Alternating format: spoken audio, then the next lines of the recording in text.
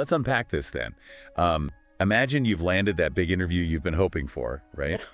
But, well, there's a catch. It's in English, and, the nerves can definitely kick in. Oh, absolutely. So today, we're diving deep into exactly that challenge. We're using excerpts from a source called Spoken English for Job Interviews.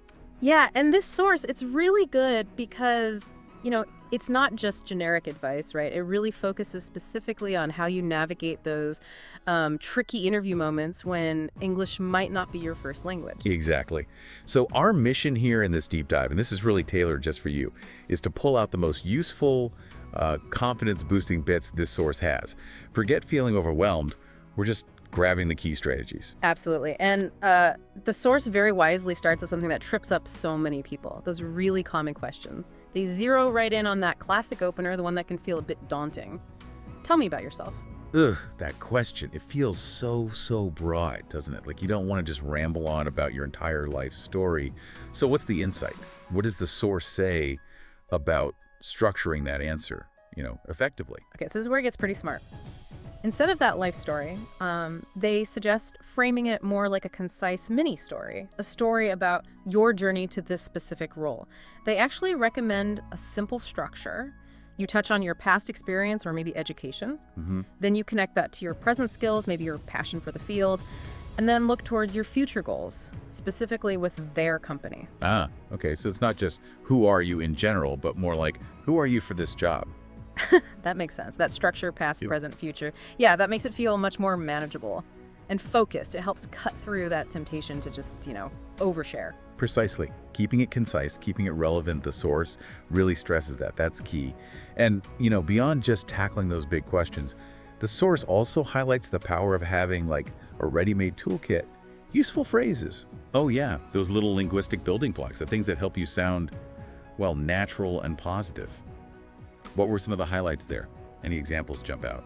They provide quite a few gems, actually. Things like, I'm a fast learner, or I'm passionate about this field. Also, I enjoy working in a team, I have experience in, and then obviously you fill in a blank. Yeah. And I'm eager to grow professionally. Simple stuff. Those are great. Yeah, really simple, direct.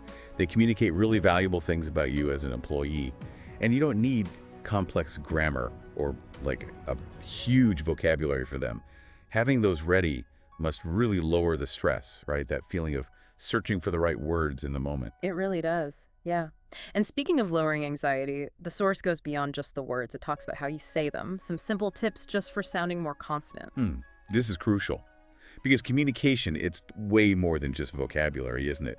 What does the source emphasize here? Well, they point to things like speaking slowly and clearly, giving yourself time and making sure you're actually understood.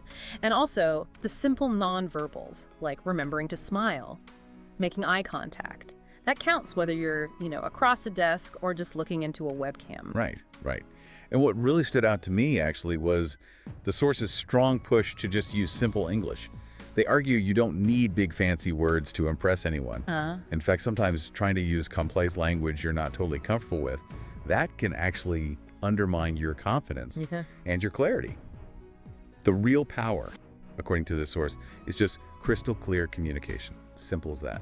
It's a really powerful insight, isn't it? Prioritizing clarity over trying to sound sophisticated. The source even brings these points together. They have an example answer for why should we hire you? Oh, right. Yeah, I remember that. It's a perfect demonstration, really, of applying all those techniques.